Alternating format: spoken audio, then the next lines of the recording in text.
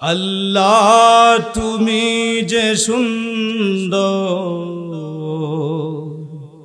বুঝাবো কেমনে সে ভাষা পাই না খুঁজে তোমার তুলনা তুমি নিজে। ঠিক কি ঠিক না? আল্লাহর কোনো তুলনা হয় না, আল্লাহর তুলনা আল্লাহ নিজে। বিশ্বনবী সাল্লাল্লাহু আলাইহি ওয়াসাল্লামের তারিফ প্রশংসা আল্লামা শেখ সাদি রহমাতুল্লাহি আলাইহি, তিনি একজন কবি ছিলেন। ওনাকে বলা হলো যে আপনি রসুলের শানে একটু তারিফ প্রশংসা লিখুন। উনি বললেন যে আমার মতো নগণ্য মানুষ এই মহামানবের তারিফ প্রশংসা কি করব, তবে আমি 2 লাইন কবিতা বলে দিতে পারি। কি সেই কবিতা? লা ইউমকিনুস সানাউ কামা কানা হাক্কুহু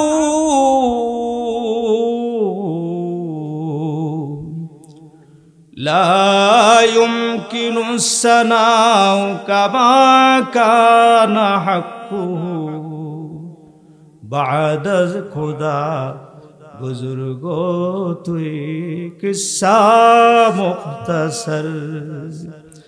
আল্লামা শেখ সাদি রহমাতুল্লাহি আলাইহি বললেন আমার মতো নগণ্য মানুষ ওই রকম মহামানবের তারিফ প্রশংসা কি করব, তবে এতটুকুন বলে দিতে পারি আল্লাহর পরে জমিনের উপরে মাঝখানে যে স্থানটুকু, সে স্থানটুকু হলো বিশ্বনবী ইমামুল মুরসালিন খাতামুন নবীন নবী মুহাম্মদুর রাসূলুল্লাহ সাল্লাল্লাহু আলাইহি ওয়াসাল্লামের স্থান। জোরে বলেন না সুবহানাল্লাহ। আমি পবিত্র কালামুল্লাহ শরীফের একটি আয়াত তেলাওয়াত করেছি। আজকে ডিসেম্বরের কয় তারিখ? 6 তারিখ। 1992 সালে 6 ডিসেম্বর বাবরি মসজিদ ভারতের হিন্দুদের হাতে ভস্মীভূত হয়ে গিয়েছিল, ধ্বংস করে দিয়েছিল। পর্যায়ক্রমে আপনারা যদি ধৈর্য সহকারে থাকুন, প্রধান মেহমান আসার আগ পর্যন্ত যত দূর বলে এগিয়ে যাওয়া যায় ইনশাআল্লাহ। আল্লাহ পাক ইবাদতের জন্য আমাদেরকে সৃষ্টি করেছেন। আমি সেই আয়াতটুকু তেলাওয়াত করেছি, আরেকটা হাদিসের টুকরা পাঠ করেছি। হাদিসের অর্থটা হলো যদি কোনো মুমিন মুসলমান জুমার দিন এবং জুমার রাত্রিতে ইন্তিকাল করে, তাহলে কিয়ামত পর্যন্ত তার কবরে আযাব হবে না। বলুন সুবহানাল্লাহ। চিৎকার বলে বলুন সুবহানাল্লাহ। মা মিন মুসলিমিন ইয়ামুতু ইয়াওমাল জুমআহ আও লাইলাতিল জুমআহ ইল্লা ওয়াকাহুল্লাহু ফিতনাতাল কবর। কিয়ামত পর্যন্ত তার কবরে আযাব হবে না। আজকে শুক্রবার দিন রাসূল সাল্লাল্লাহু আলাইহি ওয়াসাল্লাম বলছেন যে শুক্রবার দিন তোমরা বেশি বেশি করে আমার উপর দুরূদ পাঠ করবা। শুক্রবার দিন আদম আলাইহিস সালামকে সৃষ্টি করা হলো এবং জান্নাত থেকে বের করা হয়েছে। শুক্রবারে কিয়ামত হয়ে যাবে। রাসূল করিম সাল্লাল্লাহু আলাইহি সাল্লাম যখন সাহাবীদেরকে বলছেন, সাহাবায়ে কেরাম রিদওয়ানুল্লাহি আলাইহিম আজমাইন বললেন, ইয়া রাসূলুল্লাহ, আপনি না ইন্তিকাল করবেন, আপনার কাছে দুরূদ পৌঁছবে কিভাবে? রাসূল করিম সাল্লাল্লাহু আলাইহি সাল্লাম বললেন যে সকল নবীরা কবরের মধ্যে জিন্দা জিন্দা। সাহাবায়ে কেরাম প্রশ্ন করলেন, ইয়া রাসূলুল্লাহ, নবীরা যে কবরের মধ্যে জীবিত, ওরা ওখানে কি করেন? রাসূল করিম সাল্লাল্লাহু আলাইহি সাল্লাম বললেন যে তারা নামাজ আদায় করেন। আয়াত তেলাওয়াত করেছি। আল্লাহ পাক বলেন, ওয়ামা খালাকাতুল জিন্না ওয়াল ইনসা ইল্লা লিয়াবুদুন। আল্লাহ বলেন, আমি পৃথিবী সৃষ্টির পরে সর্বপ্রথম এই পৃথিবীতে বসবাস করত জিন জাতি। তারা অন্যায়, অপরাধ, মারামারি, হানাহানি, কাটাকাটি এগুলি করত। ফেরেশতাদেরকে বলা হলো, তাদেরকে জিন্নাত যেহেতু অন্যায় অত্যাচার করে, এদেরকে আবাদি এলাকার থেকে তারায়া বন জঙ্গলে পাঠাইয়া দাও। ফেরেশতারা তাই করলেন। করার পরে ফেরেশতারা বসবাস করতে শুরু করে দিল। শুরু করে যখন দেওয়া হলো, তখন ফেরেশতারা একজন আরেকজনকে বলতেছে যে তাহলে পৃথিবীর মধ্যে আমরাই হলাম শ্রেষ্ঠ জাতি। কারণ আল্লাহ গুনাহ পছন্দ করেন না বলে জিনদেরকে তাড়িয়ে দিয়েছেন, দেখো না, ওদেরকে বন জঙ্গলে পাঠিয়ে দিয়েছে, আর আমরা হলাম শ্রেষ্ঠ জাতি। এদের আলোচনার পরে আল্লাহ পাক বলেন, وَإِذْ قَالَ رَبُّكَ لِلْمَلَائِكَةِ إِنِّي جَاعِلٌ فِي الْأَرْضِ خَلِيفَةً। আল্লাহ পাক তখন বললেন যে আমি একটা প্রতিনিধি সৃষ্টি করব, আদম সৃষ্টি করব। হযরত ফেরেশতারা তখন জিজ্ঞেস করলেন, আল্লাহ আপনি যে আদম সৃষ্টি করবেন, তাদের আখলাক, তাদের চরিত্র, তাদের স্বভাব, তাদের গুণ কি হবে? তখন মহান আল্লাহ পাক ফেরেশতাদের কথার জবাবে বললেন যে আমি যে জাতি আদম সৃষ্টি করব, এরা ইচ্ছা করলে অন্যায় করতে করতে করতে করতে, অপরাধ করতে করতে, খুন খারাপি করতে করতে পশুকেও হার মানায় ফেলতে পারে। একটা মানুষ এতটুকু অপরাধ করতে পারে যেটা শয়তানের মাথায়ও কাজ করে না। একটা মানুষকে হত্যা করে রাস্তার উপরে ঝুলায় রাখছে, পিছনের দিক দিয়ে বাঁশ ধাক্কা দিয়ে রাখছে, ঠেক দিয়ে রাখছে। শয়তান যাইতেছে আর বলতেছে যে মারার বিষয়টা আমার ব্রেনে ছিল, কিন্তু একটা মানুষকে মেরে যে পিছনে বাঁশ দিয়ে ঠেক দিয়ে যায়, এটা তো আমার মাথায় কাজ করে নাই। এই হলো ইনসান। আল্লাহ পাক পুনরায় বললেন যে এই মানুষ ইবাদত করতে করতে ওই পর্যন্ত পৌঁছে যেতে পারে যে ফেরেশতার থেকেও শ্রেষ্ঠ জায়গায় তার আল্লাহ পাক তাকে পৌঁছে দিতে পারে। বলেন না সুবহানাল্লাহ। এখন সেটা হলো তার ইচ্ছার উপরে। তাহলে এই পৃথিবীটা হলো কি? পরীক্ষার জায়গা। সেই পরীক্ষা উপলক্ষে আল্লাহ পাক বলছেন এই যে সূরা বাকারার মধ্যে, বিসমিল্লাহির রহমানির রহিম, أم حسبتم أن تدخلوا الجنة ولما يأتكم مثل الذين خلوا من قبلكم مستهم البأساء والضراء وزلزلوا حتى يقول الرسول والذين آمنوا معه متى نصر الله ألا إن نصر الله قريب। তোমরা কি মনে করতেছো পরীক্ষা ছাড়া এমনি তোমাদেরকে বেহেশতি দিয়ে দেওয়া হবে? তার অর্থ পূর্বেকার যারা ছিলেন পয়গম্বর, এদের উপর কত কঠিন নির্যাতন করা হয়েছে। কেমন নির্যাতন? মাথা দ্বিখণ্ডিত করে ফেলা হয়েছে, এইভাবে রাইখা করাত দিয়ে মাথা চিরা হয়েছে, বুকের অংশ একদিকে, পিঠের অংশ আরেক দিকে, লোহার চিরুনি দিয়ে পিঠের গোস্তগুলি সরিয়ে ফেলা হয়েছে। কেমন পরীক্ষা তাদেরকে করা হয়েছে! একজন নবীর কথা শুনলে আপনারা সকলেই ওনার নাম জানেন, যে ওনাদেরকে কেমন পরীক্ষা করা হলো, কেমন পরীক্ষা ওনারা উত্তীর্ণ হয়েছিলেন। আমরা তো সাধারণ একটু বিপদ দেখলেই তখন আল্লাহ ছেড়ে দিই, নবীজিকে ভালো লাগে না, কোরআন ভালো লাগে না, মসজিদ ভালো লাগে না, মাদ্রাসা ভালো লাগে না, মানে স্থীমিত হয়ে যায়। হযরত ইউনূস আলাইহিস সালাম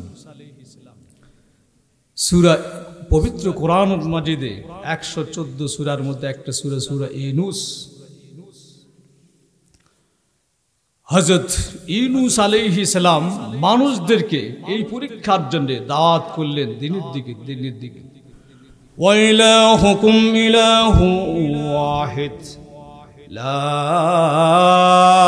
ইলাহা ইল্লা হুয়ার রহমানুর রহিম। হযরত আদম আলাইহিস সালাম থেকে বিশ্বনবী সাল্লাল্লাহু আলাইহি ওয়াসাল্লাম পর্যন্ত যারা এই পৃথিবীতে আগমন করেছে, সকল মানুষ, সকল পয়গম্বর আল্লাহ বলা মানুষকে শুধু আল্লাহর দিকে আহ্বান করেছেন, আল্লাহর দিকে আহ্বান করেছেন। হযরত ইউনূস আলাইহিস সালাম, ওনার বাড়ি ছিল নিনুয়া, ইরাকের একটা গ্রামের নাম হলো নিনুয়া। ওই মানুষদেরকে উনি দাওয়াত দিয়েছেন, মানুষদেরকে দিনের দাওয়াত দিচ্ছেন, তারা দিনের দাওয়াত শুনে না। হযরত ইউনূস আলাইহিস সালাম বললেন, দাওয়াত যদি গ্রহণ না করো এমন বিপদ আসবে, কোন বিপদ আর কুল কিনারা খুঁজে পাবে না।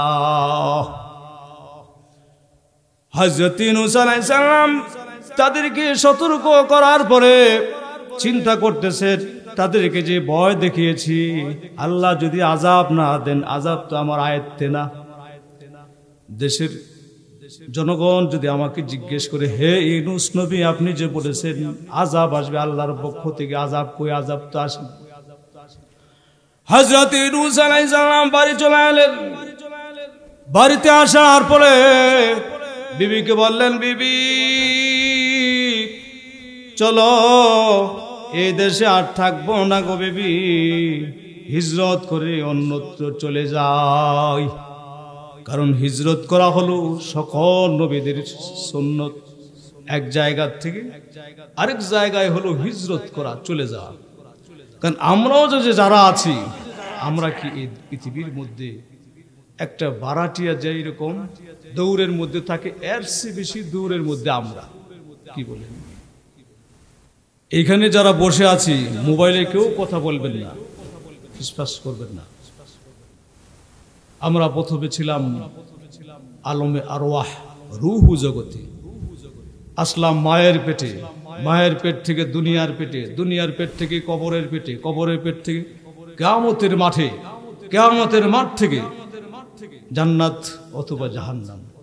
কিতাবের মধ্যে লিখেন যে একটা বডি, একটা শরীরকে নিয়ে কতটা জিনিস অপেক্ষা করে। আল্লাহ পাক যে আমাদেরকে পাঠালেন, প্রথম হলো এই বডিটার মধ্যে যে রুহুটা আছে, রুহুটা নিয়ে নেওয়ার জন্য মালাকুল মউত অপেক্ষা করতেছে যে রুহুটা নিয়ে গেলে আমার ডিউটিটা শেষ। রুহুটা নিয়ে গেল, রুহুটা নেওয়ার পরে আমি মরে গেলাম, লাশ হয়ে গেলাম। রইল কি?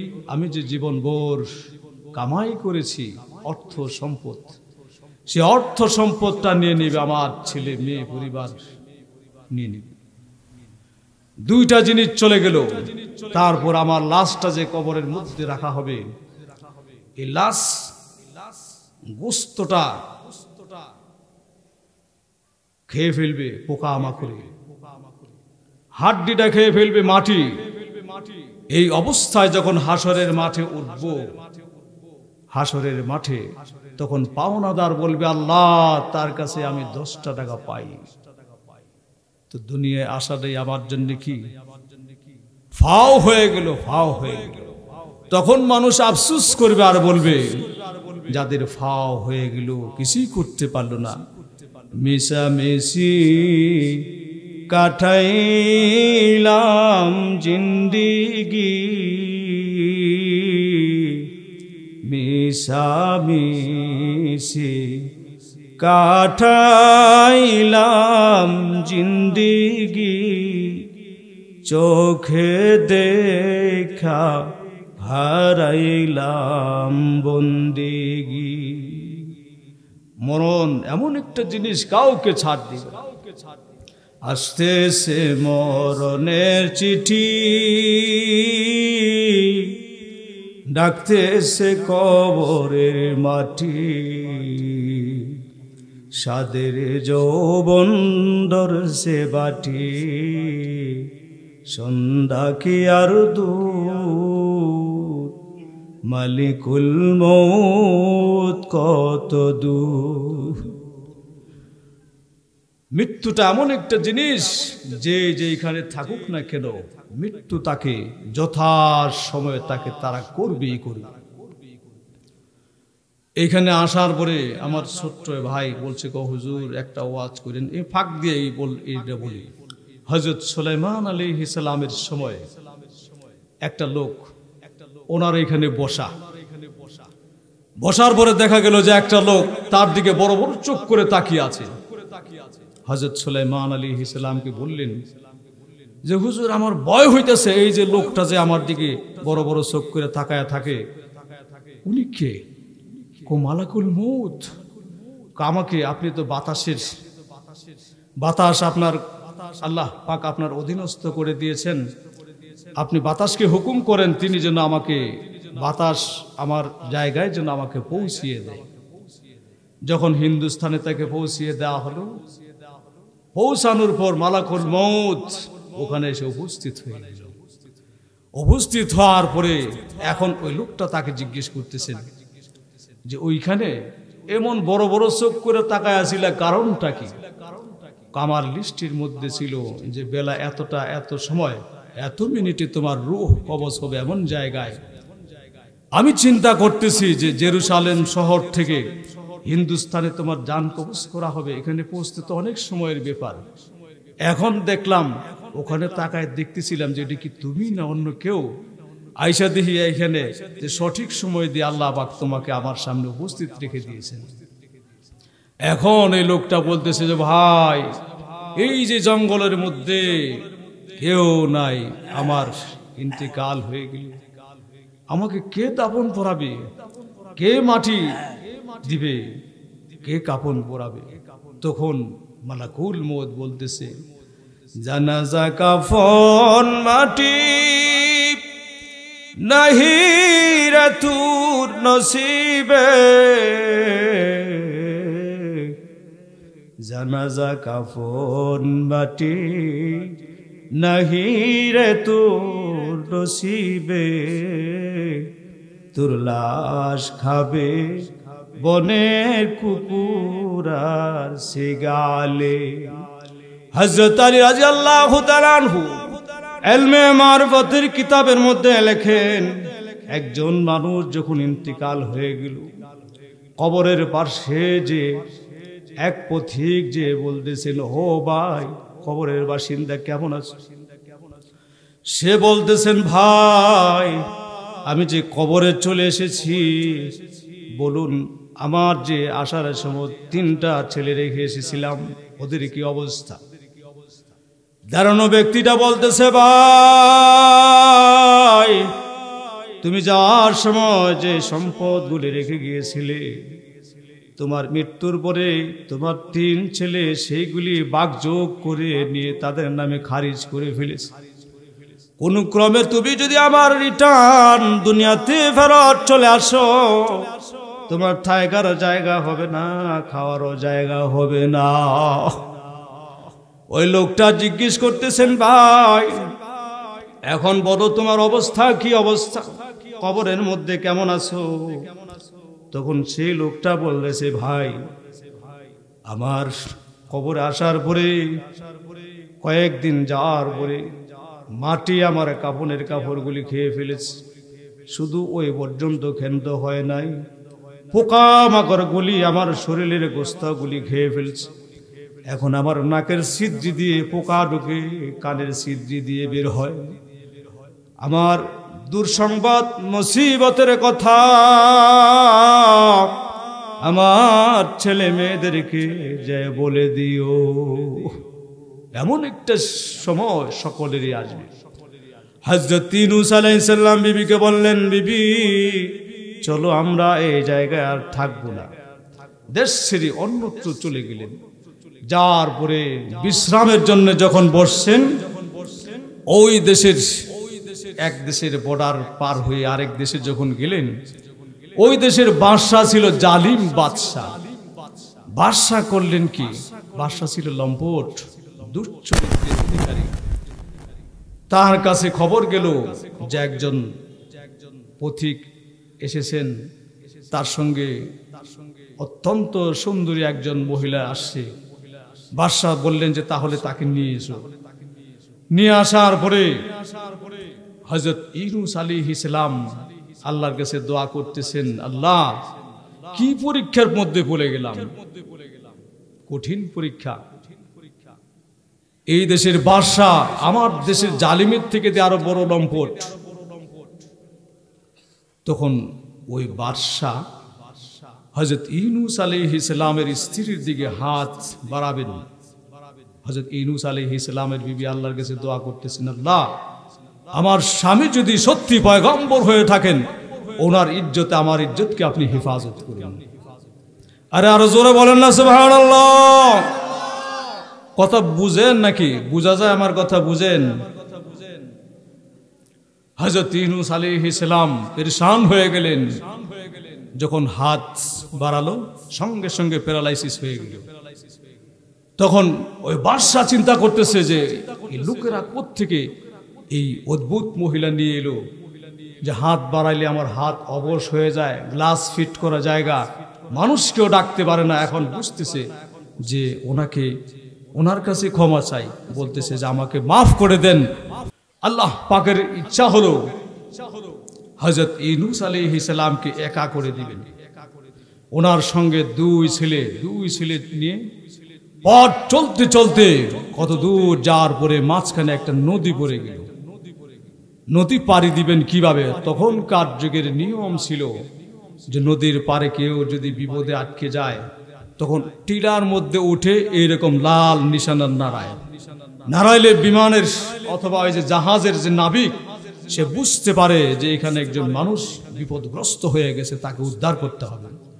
যখন জাহাজটা পার্শ্বে বিরিয়ে দিল, বিরায় দেওয়ার পরে বড় জাহাজ থেকে পার পর্যন্ত একটা কাঠের তক্তা থাকে, কাঠের তক্তা।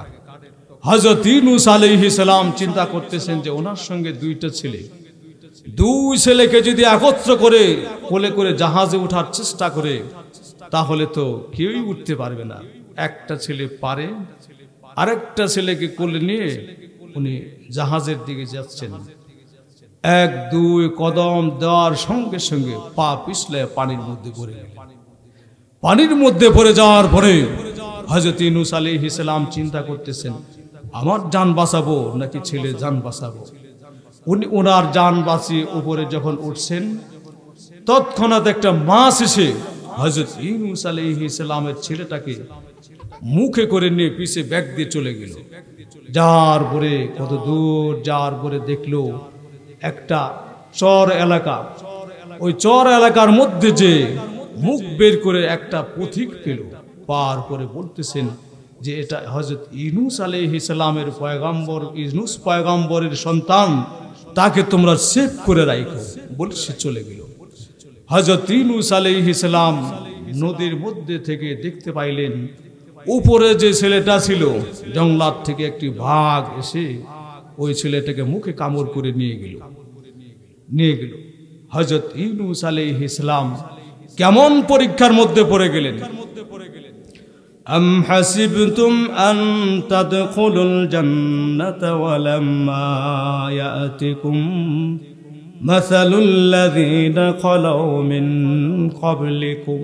আগেকার যুগেরা কত পরীক্ষায় পাস করতে হয়েছে, পরীক্ষা ছাড়া কেউ জান্নাতের অধিবাসী হতে পারবে না। হযরত ইউনূস আলাইহিস সালাম ছেলেটা দুইটা ছেলে চলে গেল, বিবিও হাত ছাড়া হয়ে গেল। এখন জাহাজের মধ্যে উঠছেন, উঠার পরে জাহাজ আর চলে না। তৎকালীন যুগের নিয়ম ছিল কোন বাগুরা গোলাম নিজ দেশ থেকে যদি পালায়া চলে আসে আর সে যদি নৌকার মধ্যে উঠে, সেটা চলে না। জিজ্ঞেস করা হলো এমন কে আছে বাগুরা গোলাম? হযরত ইউনূস পয়গম্বর তখন বললেন যে আমি হলাম বাগুরা গোলাম, নিজ দেশ থেকে চলে আসছি। মানুষের চেহারা দেখে বললেন যে না, এই লোক গোলাম হতে পারে না, কত সুন্দর মানুষ, এই লোক কখনো গোলাম হতে পারে না। লটারি দিলেন, লটারির মধ্যে হযরত ইউনূস আলাইহিস সালামের নাম চলে আসলো। হযরত ইউনূস আলাইহিস সালামের নাম যখন উঠল, উঠার পরে বললেন যে আমাকে তাহলে নদীর মধ্যে নিক্ষেপ করে দিন। যখন নিক্ষেপ করবেন, আল্লাহ পাক কি করছেন? আল্লাহ পাক আল্লাহর পয়গম্বরকে, ঈমানদারদেরকে হেফাজত করার জন্য কি কি করেন দেখেন। এই যে গোটা পৃথিবীতে 150 কোটির উপরে মুসলমান, যেখানে মায়ের খায় দেখবেন মুসলমান। সূর্য উদয় থেকে অস্তমিত জায়গা পর্যন্ত যেই জায়গাটায় মায়ের খাবে, কারা মায়ের খাবে? শুধুমাত্র মুসলমান। মুসলমানের মধ্যে নাই কি আপনার সংখ্যায় সংখ্যাগরিষ্ঠ, তেলে সমৃদ্ধশালী, অর্থে বিত্তশালী, স্বর্ণের খনি, তেলের খনি, তারপরে মায়ের খায়। কারণটা কি? একজন মুসলমান মায়ের খায়, আরেকজন মুসলমান বসে বসে তামসা দেখে। এই যে কিছুদিন আগে আমাদের দেশে জাতিসংঘের অধীনে সেনাবাহিনী পাঠানোর জন্য মমতা ব্যানার্জি মোদিজিকে বলছেন যে এই বাংলাদেশের অমুসলিম হিন্দু যারা, এদের অবস্থা ভালো না, ওদেরকে সেফটি দেওয়ার জন্য জাতিসংঘের অধীনে সৈনিক পাঠানো হোক। এটা হলো তাদের ভাষ্য। আসলে কি? আমাদের দেশের হিন্দু অমুসলিম ভাইরা মুসলমানদের থেকেও জামায়াদার আছে, বলেন ঠিক কিনা? আরো জোরে বলেন না ঠিক কিনা? আর হিন্দুস্তানের অবস্থা, এই যে 6 ডিসেম্বর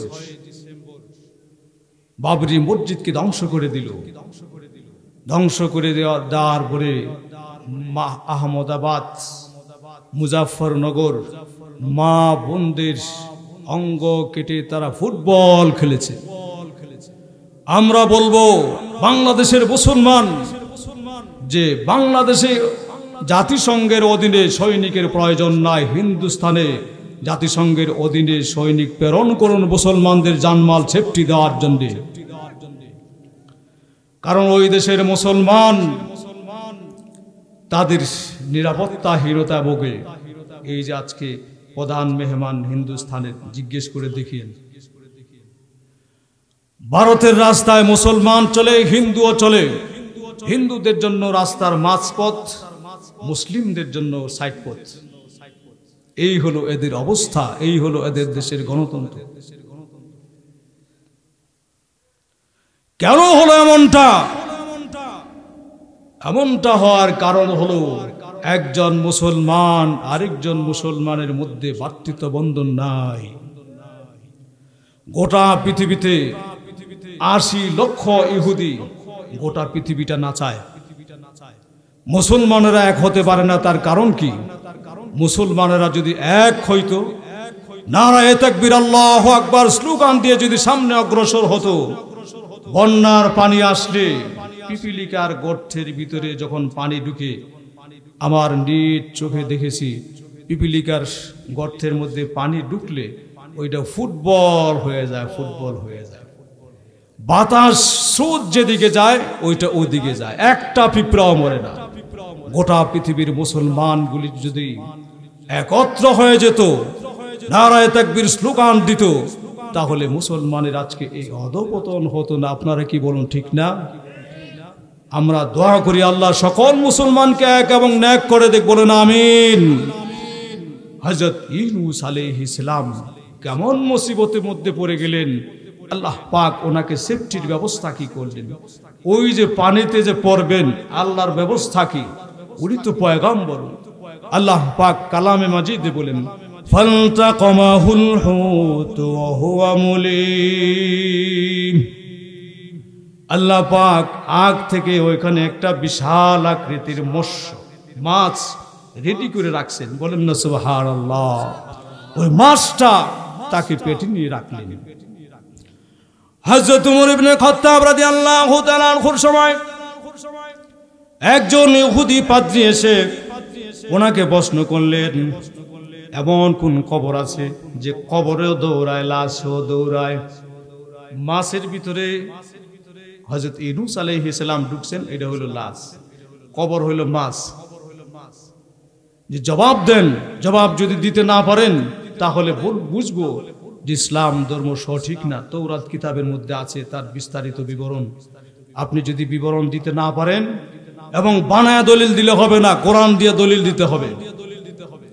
হযরত ওমর রাদিয়াল্লাহু তাআলা আনহু ইবনে আব্বাস রাসূল করিম সাল্লাল্লাহু আলাইহি সাল্লামের চাচাতো ভাই, উনি ছোট্ট মানুষ, রাসূল করিম সাল্লাল্লাহু আলাইহি সাল্লামের চাচাতো ভাই ছিলেন। উনি যখন আল্লাহ রাসূল সাল্লাল্লাহু আলাইহি সাল্লাম ইস্তিনজায় গেলেন, ইস্তিনজায় যাওয়ার পরে ওনাকে পানির ব্যবস্থা করে দিলেন। বিশ্বনবী সাল্লাল্লাহু আলাইহি সাল্লাম তখন বললেন যে আমার যে এই মুহূর্তে পানির প্রয়োজন, বড় বড় সাহাবী ছিল, তাদের কারো মনে হলো না এই ছোট্ট একটা সাহাবী আমার চাচাতো ভাই, তার ব্রেন কিভাবে আসলো। ওই জায়গা থেকেই ওনার জন্য দোয়া করলেন, আল্লাহুম্মা আল্লিমহুল কিতাব ওয়া ফাক্কিহু ফিদ্দীন। হে আল্লাহ, তুমি আব্দুল্লাহকে কোরআনের জ্ঞান দান করো, দ্বীনের সহি বুঝ দান করো। রাসূল করিম সাল্লাল্লাহু আলাইহি ওয়াসাল্লামের দোয়ার বরকতে আল্লাহ পাক উনাকে রইসুল মুফাসসিরিন বানিয়ে দিয়েছেন। বলেন সুবহানাল্লাহ। আর আরো জোরে বলেন না সুবহানাল্লাহ। ইহুদি পাদ্রী যখন প্রশ্ন করলো যে বলুন,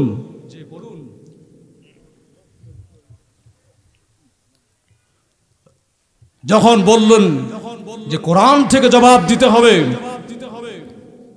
যে যে কবর দৌড়ায় এবং লাশেও দৌড়ায় সেটা দলিল কি? হযরত আব্দুল্লাহ ইবনে আব্বাস রাদিয়াল্লাহু তাআলা আনহু তখন বললেন, ফালতাকামাহুল হুত ওয়া হুয়া মুলিম। এই আয়াত যখন দলিল দিয়ে দিলেন, ওই ইহুদি বেচারা সঙ্গে সঙ্গে কালেমা পড়ে মুসলমান হয়ে গেলেন। বলেন সুবহানাল্লাহ। সে আজকে 2 দিন ব্যাপী মাহফিলের প্রথম দিন, আশেপাশে লোকজন যারা ঘুরতেছি, এমন একটা সময় দেশে ছিল যে মাহফিল করা যেত না। কি বলেন, গেছেন এমন সময়? দিনের কথা বলা যাইতো না। আমি একটা মসজিদ ইমামতি করি, 10 বছর করছি ঢাকায়। সভাপতি ছিল আওয়ামী লীগ, মানে 10টা বছর মনে হয় আমার আয়না ঘরে রাখছে। ইচ্ছা করলেই কিছু বলা যেত না, এমন একটা সময় গেছে না? তো দোয়া করুন আল্লাহ যেন আমাদেরকে এই মুসিবত আর আমাদের মাথার উপরে না চড়ায়। যে মুসিবত এই কিছু এখনো আমাদের মাথার উপরে ঘুরঘুর ঘুরতেছে। কিছুদিন আগে আসলো পানির সমস্যা, আসলো রিকশার সমস্যা, আসলো আনসারের সমস্যা, তারপরে শেষমেশ দেখলো সংখ্যালঘু সন্ত্রাসী ইসকন দিয়ে আবার শুরু করে দিয়েছেন এই দেশের মুসলমান দেশটাকে অস্থিতিশীল করার জন্য। এই দেশের জনগণকে সচেতন থাকতে হবে এবং ঐক্যবদ্ধ যদি থাকে তাহলে আর কোনোদিন জালিম এই দেশে আসতে পারবে না। বলুন ঠিক কিনা? আরে আরো জোরে বলেন না ঠিক কিনা? আমরা তো ছোট্ট কাল থেকে এই গ্রামে বাস করি। জন্মের পর থেকে আমাদের শ্রদ্ধেয় জনাব আবুল হারিস রিকাবদার কালামিয়া স্যার, চেয়ারম্যান সাহেব, সকলকে নিয়ে মিলেমিশে আছেন না? কি বলেন? আমাদের মধ্যে হানাহানি, মারামারি, কাটাকাটি নাই। আল্লাহ আমাদের শান্তির মধ্যে বসবাস করে কবরে যাওয়ার তৌফিক দান করুক। বলুন আমিন। হযরত ইউনূস আলাইহিস সালাম যখন মাছের পেটে অন্ধকারে চলে গেলেন, তখন অবস্থাটা কি হয়ে গেল? এক হলো নদীর ভিতরে, আরেক হলো মাছের পেটে, আরেক হলো তলে। কয়েকটা অন্ধকারে যখন চলে গেলেন, তখন ওনার খেয়াল হলো, হারে আমি কোথায় আসলাম? কোথায় আমার ছেলে? কোথায় আমার মেয়ে? কোথায় আমার স্ত্রী?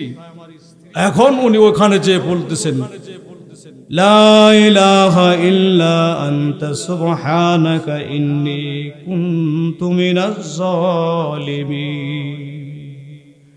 মুফাসসিরিনে কেরাম বলেন, কেউ যদি বিপদে পড়ে এই আয়াতটুকুন তেলাওয়াত করেন, হযরত ইউনূস নবীকে আল্লাহ যেমনি ভাবে হেফাজত করেছেন, আল্লাহ তার ওই বান্দাকেও হেফাজত করে দিবেন। বলেন সুবহানাল্লাহ।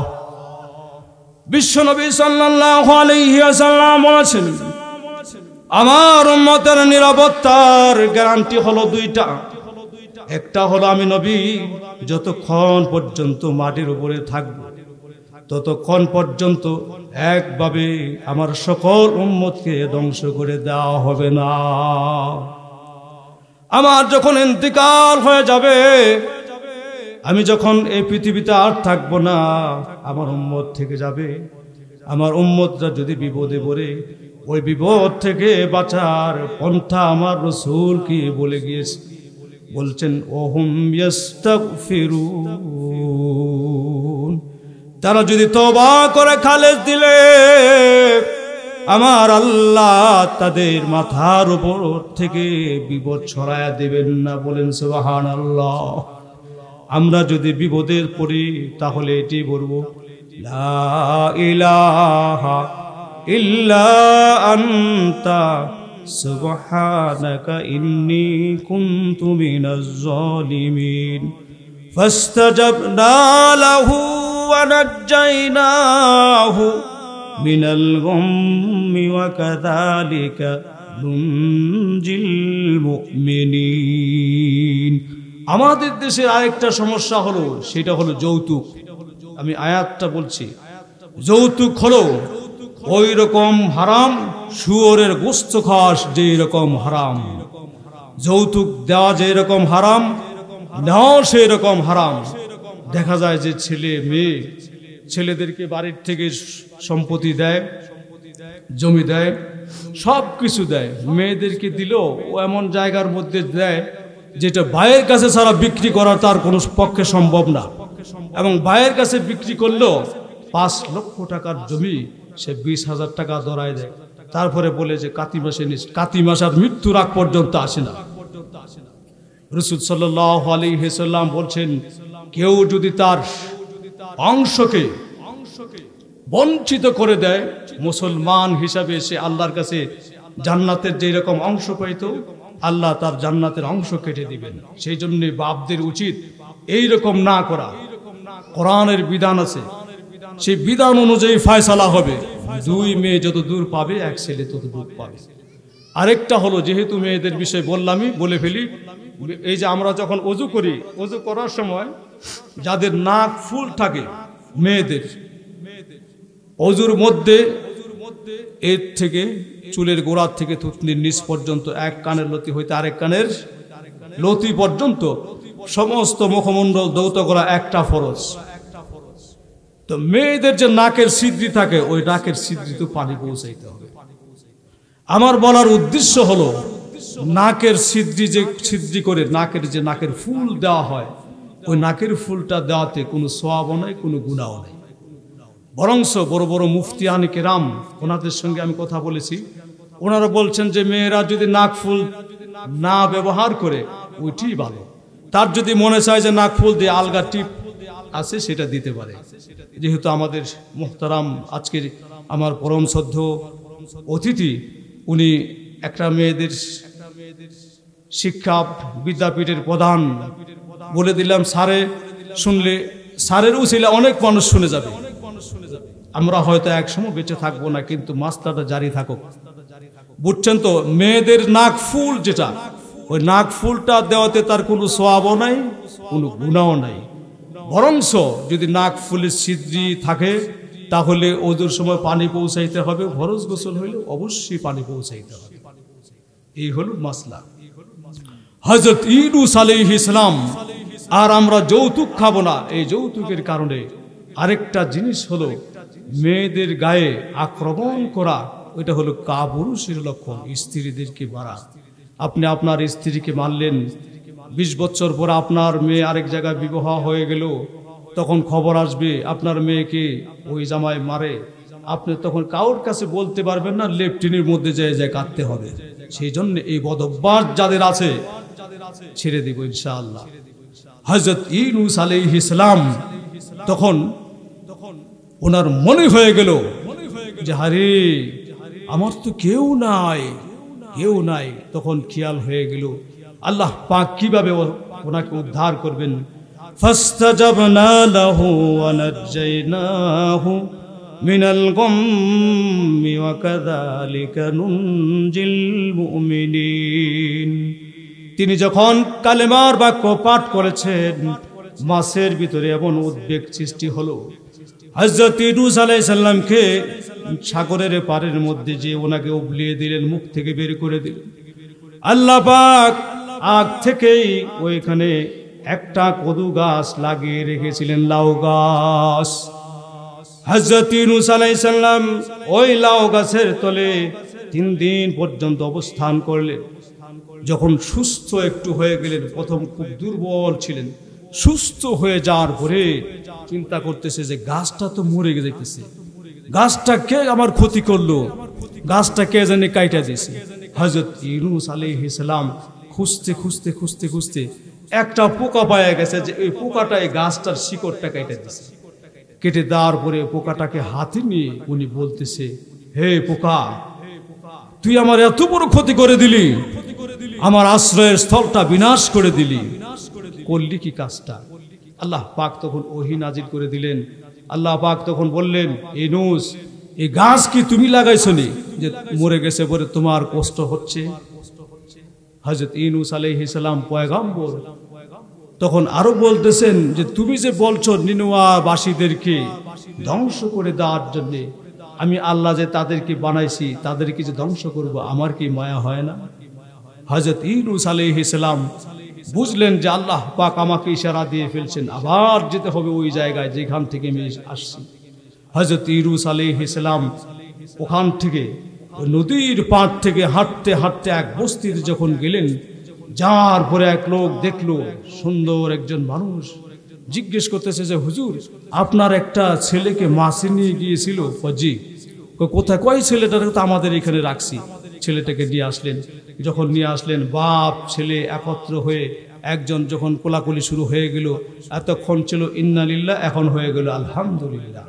যখন হাত ধরে আবার কত দূর সামনে গেলেন, যাওয়ার পরে আরেক বস্তির মধ্যে দেখতেছেন যে কতগুলি মানুষ ওখানে বসার পরে দেখতেছে যে একটা ছেলে আরেকজন মানুষ, সুন্দর বাচ্চাটা সুন্দর ফুলের মতো, গোলাপ ফুলের মতো টকটক করতেছে, আর বাপটাও সুন্দর।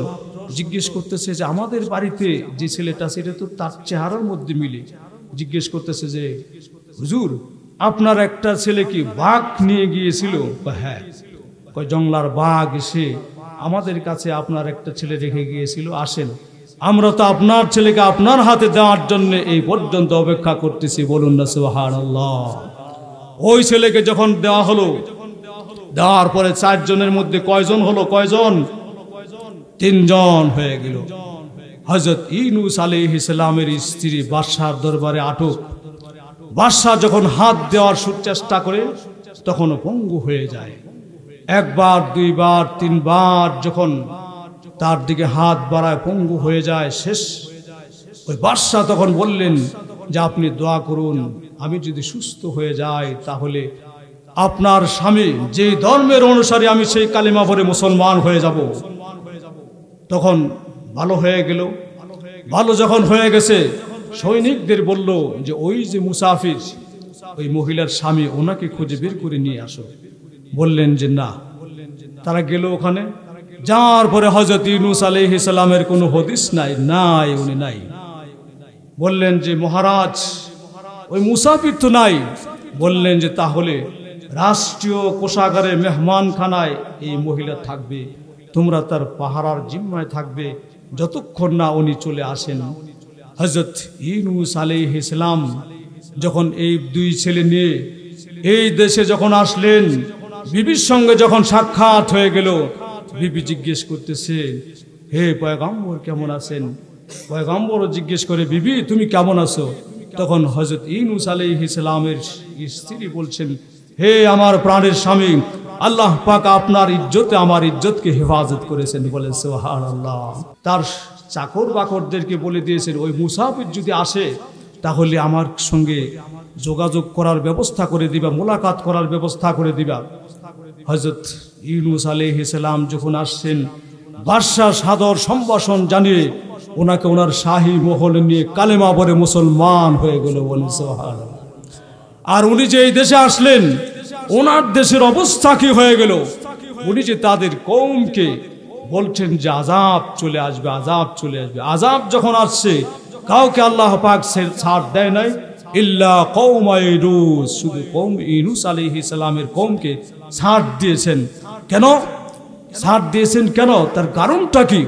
যখন আযাব আসবে আসবে ভাব, বাদশার দরবারে যে মানুষগুলি বললেন, হে মহারাজ, আযাব তো আসতেছে, ইউনূস আলাইহিস সালাম যে আযাবের কথা বলছেন সে আযাব তো আসতেছে।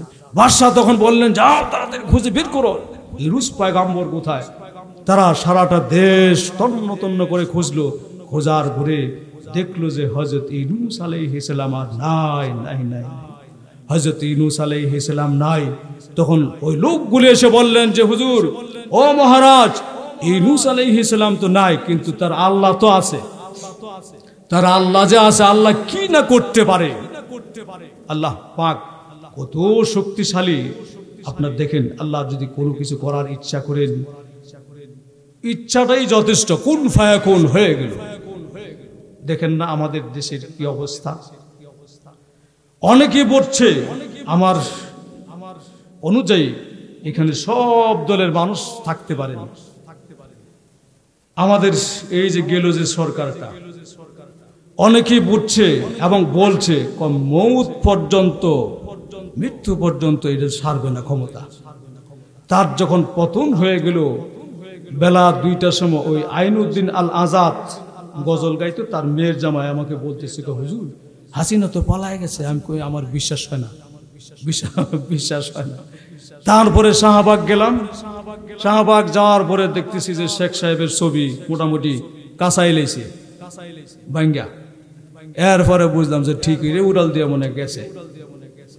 আল্লাহ কি না করতে পারেন। আল্লাহ পাক ভিক্ষুককে ধনী বানায় দিতে পারেন, ধনীকে মুহূর্তের মধ্যে ভিখারি কাঙ্গালি বানায় দিতে পারেন। হযরত ইউনূস আলাইহিস সালামের ওই কওমের লোকেরা তন্ন তন্ন হয়ে খুঁজলেন যে মহাপরাক্রমশালী আল্লাহ তো রয়ে গেছে, ইউনূস আলাইহিস সালামের নাই, কিন্তু ওনার কাছে সাহায্য প্রার্থনা করতে হলে ওনাকে তো প্রয়োজন। ওনাকে নিয়ে যদি আমরা প্রার্থনা করি তাহলে আমাদের দোয়াটা সহজই কবুল হবে। নেককার মানুষ যারা, হাফিজ হুজুর রহমাতুল্লাহি আলাইহি, আমরা ছোট্ট কালে দেখেছি শিবপুর মাদ্রাসায় আসছিলেন, মাওলানা হারিসুল হক সাহেব বোবা ছিল, বোবা হয়ে গেছিল। হাফিজ হুজুর রহমাতুল্লাহি আলাইহি যখন আসছেন, তখন মুরব্বী যারা ছিলেন ওনারা বললেন যে হুজুর, ওনার জবান চালু ছিল, আপনি আল্লাহর সঙ্গে আপনার সম্পর্ক ভালো, আপনি যদি একটু দোয়া করে ওনার জন্য দোয়া করতেন। উনি বললেন যে 1 গ্লাস পানি নিয়ে আসেন। 1 গ্লাস পানি পান করানো হলো, বললেন যে ওই মাহফিলে যে ওরা বক্তব্য দিতে দাও। মাওলানা হারিসুল হক সাহেব বোবা মানুষ, ওই মাহফিলে যে বক্তব্য দিছে। আর আরো জোরে বলেন না সুবহানাল্লাহ। তা আল্লাহর সঙ্গে সম্পর্ক যাদের ভালো, ওই সমস্ত লোকদেরকে দিয়ে যদি দোয়া করানো হয় তাহলে সহজে দোয়াটা কবুল হয়। এই যে এইখানে দ্বীনের একটা প্রতিষ্ঠান, রাসূল করিম সাল্লাল্লাহু আলাইহি ওয়াসাল্লাম বলছেন, যারা হাফেজ হবে সে তো বেহেশতে যাবেই, 10 জন মানুষকে সুপারিশ করে জান্নাতে নিয়ে যাবে। শুধু তাই না, জান্নাতি মানুষ যারা হবে তাদের সর্দার হবে হাফেজে কোরআন। কিয়ামতের মাঠে 1,20,000 কাতার হবে, এর মধ্যে ফার্স্ট যে কাতার হবে সেটা হলো হাফেজে কোরআনদের। বলেন সুবহানাল্লাহ। আমরা মনে করি যে একটা হাফেজে কোরআন ছেলে যদি আমাদের ঘরে খায়, 5 জনের মধ্যে যদি একটা ছেলে কেউ জাগির রাখেনি, এক সংসারে, এক ফ্যামিলিতে 2 জন মেম্বার, স্বামী এবং স্ত্রী, তো একটা বাচ্চা কোরআনে হাফেজ ছেলে খাবার খায়, স্ত্রী ক্যাটক্যাট করে বুড়াকে, বললেন যে তাকে না করে দাও, আমার রান্না বান্না করতে একটু কষ্ট হয়। স্বামী তখন ওনাকে বললেন যে বাবা, আগামীকাল থেকে তুমি আর আইসো না এখানে, অন্যত্র চলে যাও, অন্যত্র তোমার খাবারের ব্যবস্থা করে নিও। উনি এই কথা বলার পরে যখন বিছানায় শুয়ে আছেন, শুয়ে থাকার পরে দেখলেন যে একটা বিশাল আকৃতির একটা মানুষ ঢুকে পাতির মধ্যে চাউল ডাউল আদা তেজপাতা দারচিনি গোস্ত সব নিয়ে দরজা দিয়ে বের হচ্ছেন। বের হওয়ার সময় এই লোকটা বিছানা থেকে উঠে দরজার মধ্যে এসে জিজ্ঞেস করতেছেন যে আমার ঘরের সম্পদ কই নিয়ে যাও। তখন ওই লোকটা জবান খুলে বললেন যে এটা তোমার ঘরের জিনিস না, এটা ছিল এই হাফেজে কোরআনের রিজিক। তুমি তাকে না করছো, তুমি আব্দুল খালেক, তোমার ঘর থেকে রিজিকটা এখন মাওলানা এনামুল হক সাহেবের ঘরে চলে যাচ্ছে। বলেন সুবহানাল্লাহ। এই জন্য আপনি 5 জনের সংসারের মধ্যে একটা ছেলে আপনার বাড়িতে থেকে যদি কোরআনের হাফেজ বানাতে পারেন, আপনার ছেলে কত দূর দোয়া করবে বলতে পারি না। অনেক মানুষ দেখা গেছে, ঢাকায় এক লোক তার ছেলের সম্পর্কে কমপ্লেইন দিল, হুজুর আমার বাড়িতে থাকে, আমার গাড়িতে চড়ে, একই সিঁড়িতে উঠে এবং নামে, সে আমার সঙ্গে কথা বলে না। ধনী মানুষ, আলাউদ্দিন মিষ্টির মালিক যে তার বিআই, নাম সহ বলে দিলাম, নবাবপুরের বিশিষ্ট ধনী মানুষ। তো ছেলে আমার মুসল্লি জিজ্ঞেস করলাম বাবার সঙ্গে কি হলো? বলল হুজুর উনি ওয়ারিতে জায়গা কিনছে, টিকাটুলিতে জায়গা কিনছে, নবাবপুরে জায়গা কিনছে, তখন ওনার কাছে পয়সা ছিল, গুলশান কেন জায়গা কিনে নাই? গুলশান কেন জায়গা নাই? এই জন্য বাবার সঙ্গে সে কথা বলে না। তা আপনার এই ছেলে দিয়ে কি কাজে আসবে? আরেক মার্কেটের মালিক, তার যখন মৃত্যু হয়ে গেল, যখন স্ত্রীর কাছে খবর চলে আসলো, খবর আসার পরে লাশটা ডাইকা রাখছে, ডাইকা রাখার পরে ম্যানেজারকে ডাকলো, ডাকার পরে বলতেছে যে তোমাদের সাহেব তো হিসাব দেয় না, দাও হিসাব বের করো তাড়াতাড়ি। দ্রুত হিসাব নেওয়ার পরে এখন পর্দা উঠাই দিছে যে তোমাদের সাহেব নাই, তোমাদের সাহেব নাই। এই যে দুনিয়া, দুনিয়া আসলেই ধোকা, ধোকা। কেউ আপন না, কেউ আপন না। আপন আপন বলো যারে, আপন তো সে না। আপন আপন বলো যারে, আপন তো সে না। আপন যিনি ঘুমিয়ে আছেন সোনার মদিনা। আল্লাহ আল্লাহ রসুল ছাড়া কেউ আপন না। আপনি ঈমান আমল ছাড়া আপনি যদি কবরে যান, আপনার কেউ আপনাকে সাহায্য করবে না। আপনি যদি এই যে দ্বীনের প্রতিষ্ঠানকে লক্ষ্য করেন, আপনার ছেলে বিদেশে থেকে টাকা পাঠালে আপনার যে উপকার হতো দুনিয়া জীবদ্দশায়, তার থেকে মৃত্যুর পর বেশি উপকার হবে। এইখানে যদি একটা ছেলের দিকে আপনি কোরআনে হাফেজ বানাতে পারেন, আপনি যদি 5 ওয়াক্ত নামাজ মসজিদে এসে আদায় করেন, আরেকটা লোককে যদি আপনি নামাজি বানাতে পারেন, এটা এমন হবে হযরত মূসা আলাইহিস সালামের সময় সৈনিকেরা মূসা আলাইহিস সালামের সঙ্গে লড়াই লাগলো, সাপের খেলা। তারা জাদুকরেরা সাপ মারে, রশি ছেড়ে দেয়, কিলবিল করে কিলবিল করে। হযরত মূসা আলাইহিস সালাম ওনার হাতের লাঠি ছেড়ে দিলেন, ছেড়ে দেওয়ার পরে সকল সাপ সব এক শ্বাসে খাওয়ার পরে জিজ্ঞেস করতেছে হাল মিম মাজিদ, হাল মিম মাজিদ, আরো আসেনি, দাও, আমার পেট ভরে না, আর পেট ভরে না।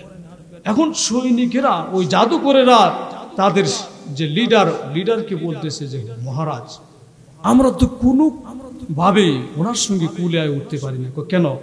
কোন আর একটা লাঠি আছে, ওই লাঠিটা ছেড়ে দিলে আমরা যে সাপগুলি বানাই, এক লাঠি সব খেয়ে কাবার করে ফেলে, সাবার করে ফেলে।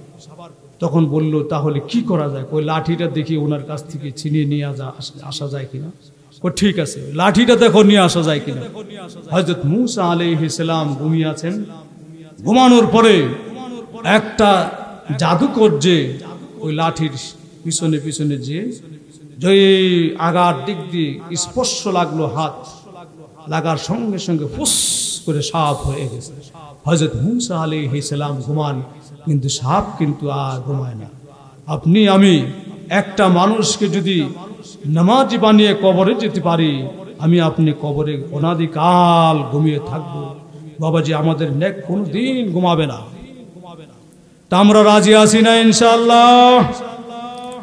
আর তওবা করে রাসূল করিম সাল্লাল্লাহু আলাইহি ওয়াসাল্লাম বলছেন, কারো যদি যতগুলি গাছের পাতা আছে, ওই পাতা পরিমাণ কারো যদি গুনাহ থাকে, সে যদি ঘুমের সময় সন্ধ্যার রাত্রে ঘুমানোর আগে সে যদি 3 বার বলে আস্তাগফিরুল্লাহাল্লাযী লা ইলাহা ইল্লা হুয়াল হাইয়ুল কাইয়্যুম ওয়া আতুবু ইলাইহি, তার গুনাহ যদি যতগুলি বৃক্ষ আছে পাতা পরিমাণ যদি গুনাহ হয়ে থাকে, সে যদি মনে মনে ধারণা করে আল্লাহ গো আমার জীবনের গুনাহ, আজকের দিনের গুনাহ, বিগত দিনের 40 বছর 50 বছরের গুনাহ 3 বার পাঠ করার বদৌলতে আল্লাহ পাক নিমিষের মধ্যে মাফ করে দিবে। আরেকটা হলো কারো গুনাহ যদি সাগরের ফেনা পরিমাণ হয়ে থাকে, সে যদি দৈনিক 100 বার বুখারী শরীফের এই শেষ হাদিসটুকু আমল করে, সুবহানাল্লাহি ওয়া বিহামদিহি সুবহানাল্লাহিল আযীম, পড়ুন সুবহানাল্লাহি ওয়া বিহামদিহি সুবহানাল্লাহিল আযীম 100 বার কোন বান্দা যদি পাঠ করে, তার গুনাহ যদি সাগরের ফেনা পরিমাণ হয়ে থাকে, আমার মহান আল্লাহ রব্বুল আলামিন নিমিষের মধ্যে তার জীবনের গুনাহগুলি মাফ করে দিবে।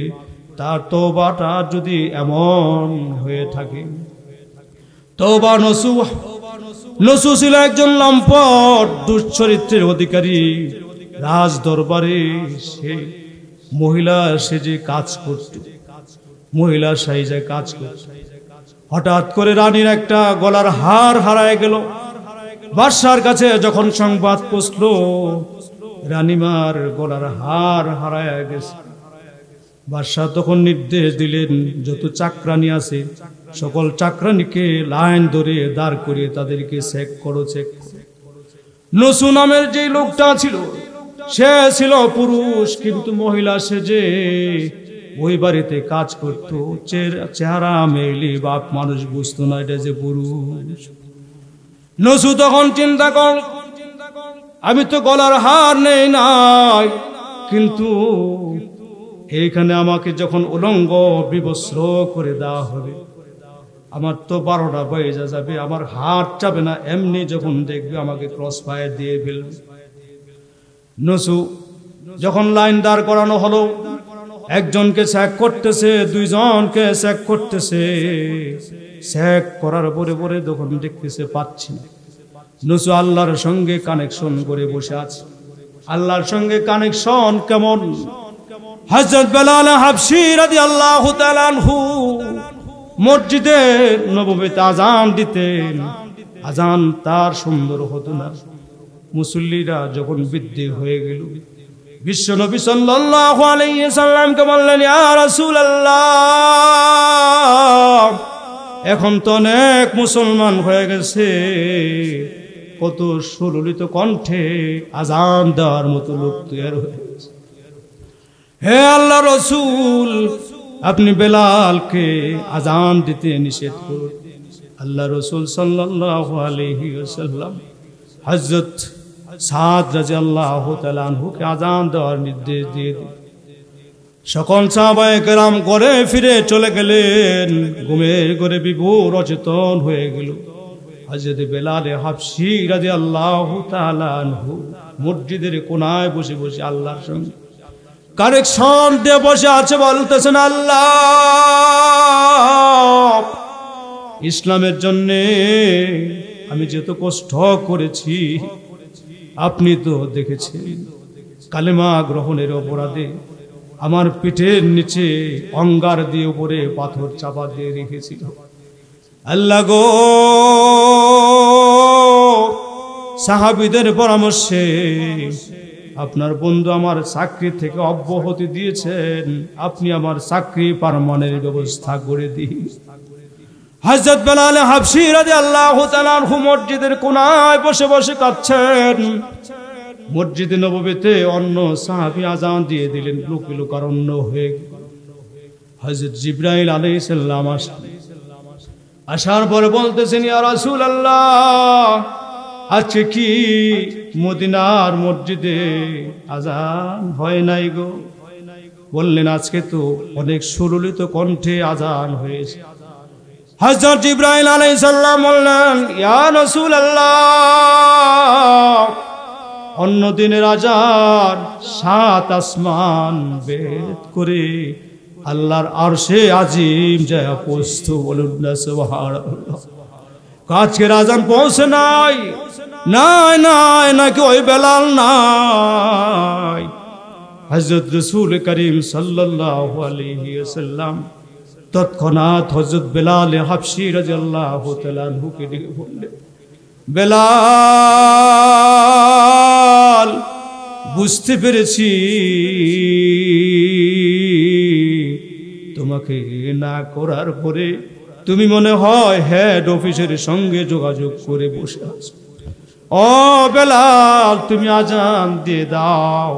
নসু চিন্তা করলেন, আমি যে বিপদে পড়েছি, দুনিয়ার কোন মানুষ আমাকে এই বিপদ থেকে রক্ষা করতে পারবে না।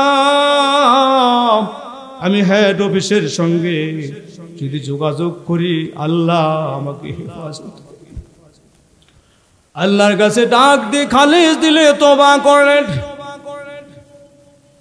যেহেতু রাসূল করিম সাল্লাল্লাহু আলাইহি ওয়াসাল্লাম বলেছেন, মানুষ যদি গুনাহ করে, অন্যায় করে, সে ওহুম ইস্তাগফিরুন, তওবা করে খালিস দিলে আল্লাহ তার তওবাকে কবুল করে ফেলবেন। হযরত নসুর যখন আল্লাহর কাছে তওবা করলেন, আল্লাহ আমি জীবনে যত গুনাহ করেছি, অন্যায় করেছি, অপরাধ করেছি, আল্লাহ তোমার কাছে আমি তওবা করি, তুমি আমার গুনাহটুকুন মাফ করে দাও। নিমিষের মধ্যে নসুর সামনে যেই ব্যক্তিটা ছিল বিবস্ত্র অবস্থায়, তারপরে সিরিয়াল ছিল ওনার, দেখা গেল একটা আকাশ থেকে একটা পাখি উড়াল দিয়ে এসে তার চোখের সামনে ওই গলার হাতটা রেখে চলে গেল। বলেন না সুবহানাল্লাহ। আর আরো জোরে বলেন না সুবহানাল্লাহ। নিনুয়ার অধিবাসীরা হযরত ইউনূস আলাইহিস সালামের সন্ধানে যখন বের হয়ে গেল, খুঁজে পাচ্ছেন না। আর এইদিকে ওই দেশের যে লম্পট বাদশাহ ছিল, তিনি কালেমা পড়ে মুসলমান হয়ে গেল। মুসলমান যখন হয়ে গেল, হওয়ার পরে হযরত ইউনূস আলাইহিস সালামকে বলছেন, হে আল্লাহর পয়গম্বর, আপনার দেশে আপনি যাবেন, আপনাকে আমি একা যেতে দেব না, আমিও সঙ্গে যাব। আমার সৈনিকরা যাবে সঙ্গে, আমি তাদের সামনে থাকব। যদি আপনার সঙ্গে তারা খারাপ আচরণ করে ফেলে, এই কারণে যাব। হযরত ইউনূস আলাইহিস সালামের বসতির লোকেরা বললেন, আমরা ওনার সঙ্গে কোনো যুদ্ধ করব না। হযরত ইউনূস আলাইহিস সালাম যে কালেমার অনুসারী, আমরাও সে কালেমা পড়ে মুসলমান হয়ে গেলাম। আরো জোরে বলেন না সুবহানাল্লাহ। মুসলমান হয়ে যাওয়াটা কত বড় সৌভাগ্যের বিষয়। পাকের কালাম লা ইলাহা ইল্লাল্লাহু মুহাম্মাদুর রাসূলুল্লাহ সাল্লাল্লাহু আলাইহি ওয়াসাল্লাম ফাদাখালাল জান্নাহ। ইন্তিকালের আগ মুহূর্তে কেউ যদি বলেন লা ইলাহা ইল্লাল্লাহু ওয়াজাবাত লাহুল জান্নাহ, তার জন্য জান্নাত ওয়াজিব হয়ে গেল। বিশ্বনবী সাল্লাল্লাহু আলাইহি ওয়াসাল্লামের চাচা আবু তালেব, হযরত আলী রাদিয়াল্লাহু তাআলা আনহুর আব্বা, বিশ্বনবী সাল্লাল্লাহু আলাইহি ওয়াসাল্লাম ওনার জীবনভর শুধু এই চাচা তিনার উপকারই করেছিলেন, উপকারই করেছে। ওনার ইন্তেকালের মুহূর্তে বললেন, চাচা শেষ মুহূর্তে যদি আপনি শুধু বলতেন লা ইলাহা ইল্লাল্লাহ মুহাম্মাদুর রাসূলুল্লাহ, বলার প্রয়োজন নাই, দরকার নাই, যেহেতু আমি নিজেই নই।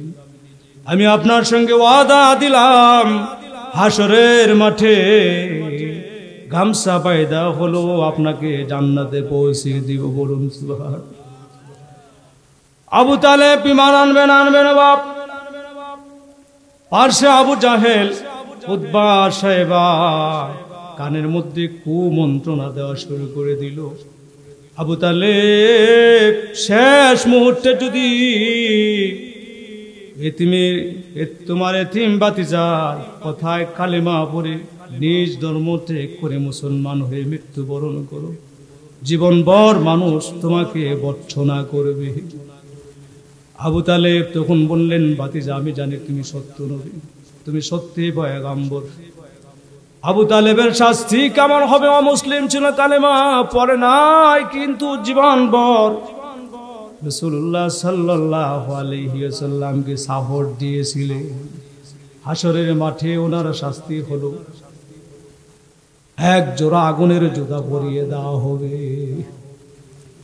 আগুনের জুতা পরিয়ে দেওয়ার পরে পায়ের তলের থেকে সে আগুন শিরশির করে মাথার মগজ পর্যন্ত বাতের ফেনার মতো বকবক করতে।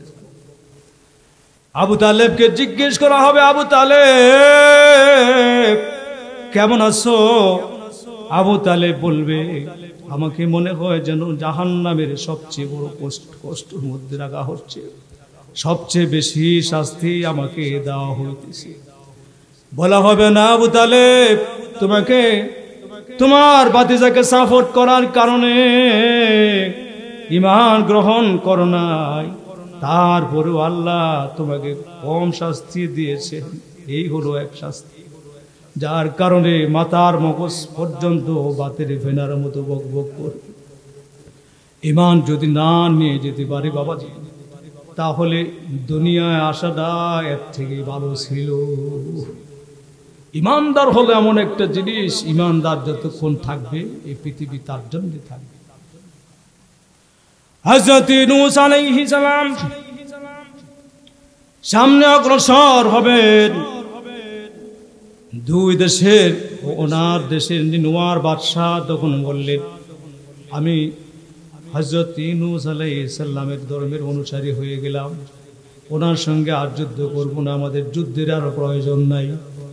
সামনে চলে আসলো, বললেন উনি যখন বর্ডার পাস করে আমাদের চোখের সামনে চলে আসবে, আমি তখন আত্মসমর্পণ করে ফেলবো, তাহলে আর যুদ্ধের কোনো প্রয়োজন হবে না।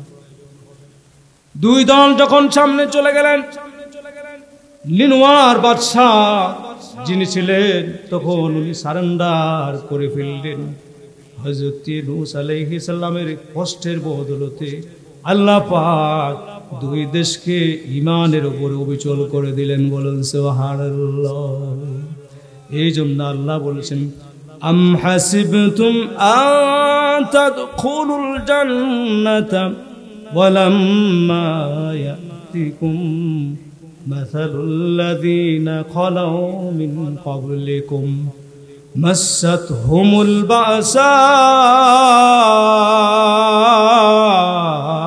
ওয়াদ-দাররাউ ওয়াজুলজিলু হাত্তা ইয়াকুলার রাসূলু ওয়াল্লাযীনা আমানু মাআহু মাতা নাসরুল্লাহ।